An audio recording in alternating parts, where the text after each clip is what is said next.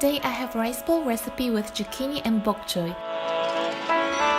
First, cut the zucchini and onion into half moon shape.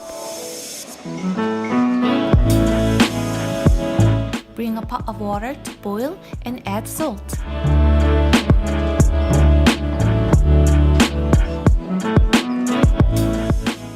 Cool down with cool water and squeeze excess water.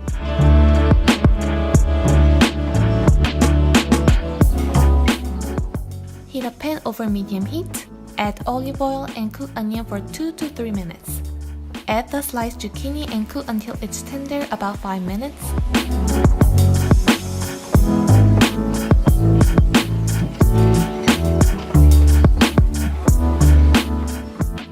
Prepare your sauce, simply adding all the sauce ingredients in a bowl and start to combine. To assemble, divide the cooked rice, zucchini, and bok choy in bowls.